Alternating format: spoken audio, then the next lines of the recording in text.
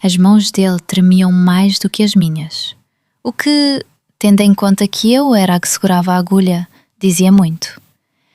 Era uma noite de outono tardio, dessas em que o frio ainda não decidiu se quer ficar ou se está só a passar. O corredor do centro de saúde cheirava ao que sempre cheira, aquele misto de desinfetante com algo vagamente floral que nunca consegui identificar, como se alguém tivesse tentado disfarçar o cheiro hospital com uma vela de baunilha e desistido a meio. Eu gostava desse cheiro. Há pessoas que o acham opressivo. Para mim era... qualquer coisa como chegar a casa.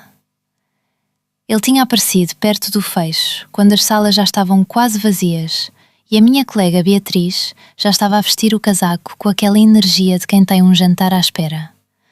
40 e poucos anos, talvez.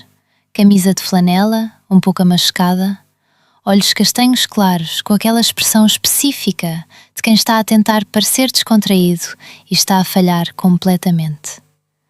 A enfermeira ainda está?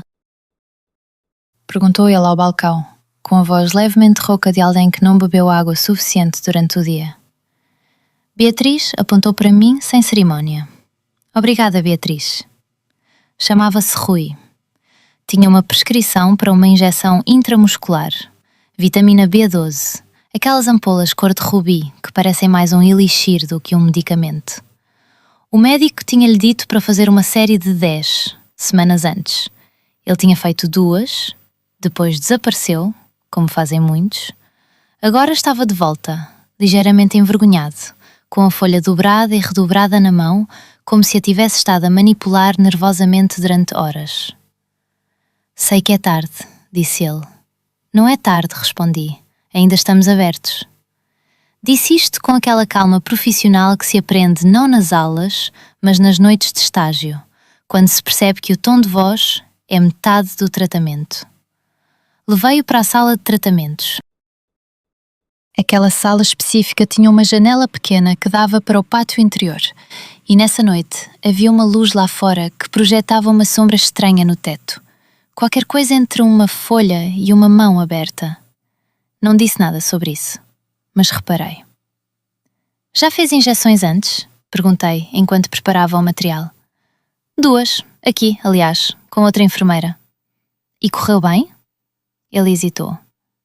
Correu, mas eu não sou muito bom com estas coisas. Há uma arte em perceber o que as pessoas querem dizer quando dizem que não são boas com certas coisas. Às vezes é medo de sangue, às vezes é uma experiência antiga que ficou gravada no músculo antes de ficar gravada na memória. Às vezes é simplesmente a vulnerabilidade de ter de confiar o próprio corpo a um estranho, de virar as costas e esperar. Vire-se para a marquesa, disse eu, e desaperte o cinto, por favor. Vamos fazer no músculo glúteo, é o sítio mais indicado para esta vitamina. Enquanto ele se preparava, eu preparava-me também, mas de forma diferente. Luvas.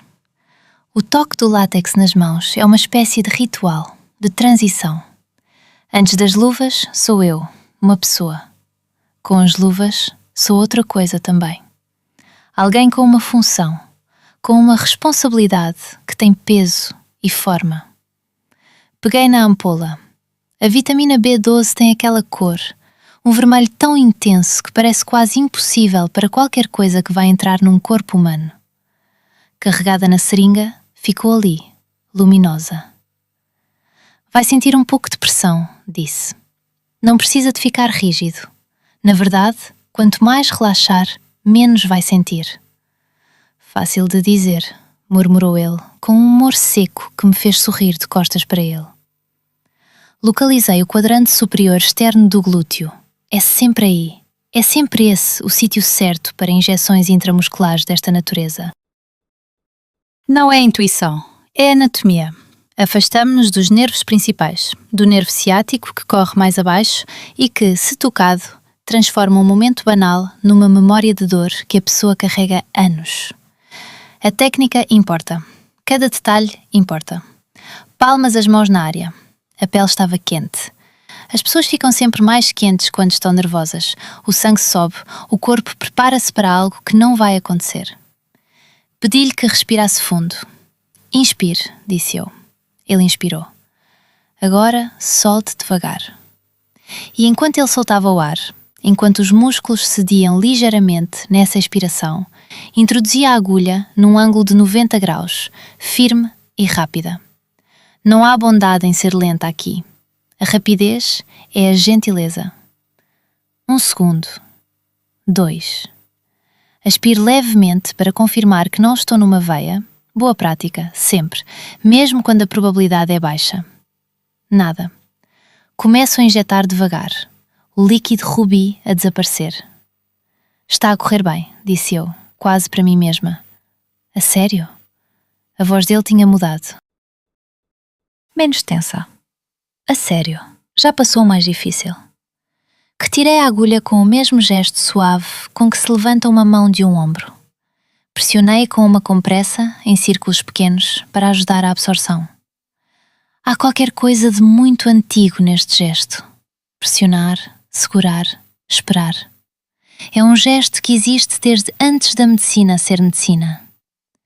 Ele virou-se, com aquela expressão de quem não acredita completamente que acabou. Foi isso? Foi isso. Ficou sentado na marquesa por um momento, sem se levantar.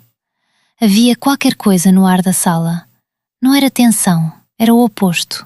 Aquela espécie de silêncio que aparece depois de uma coisa difícil passa. Tenho de continuar a série? Perguntou ele. Sim, 8 injeções ainda. A vitamina B12 não é uma coisa que se faz uma vez e resolve. Ela acumula-se no organismo, mas só funciona se a série for completa. Para o que o seu médico prescreveu, interromper a meio é quase como não ter começado. Ele acenou com a cabeça, com aquele ar de quem está genuinamente a ouvir pela primeira vez aquilo que lhe foi dito várias vezes antes. E entre as injeções, continuei, se sentir cansaço, formigueiros nas mãos ou nos pés, ou dificuldade de concentração, diga ao médico. São sinais de que os níveis ainda estão baixos. A vitamina B12 afeta o sistema nervoso de formas que as pessoas não esperam. Não é só energia, é muito mais do que isso. Formigueiros, repetiu ele.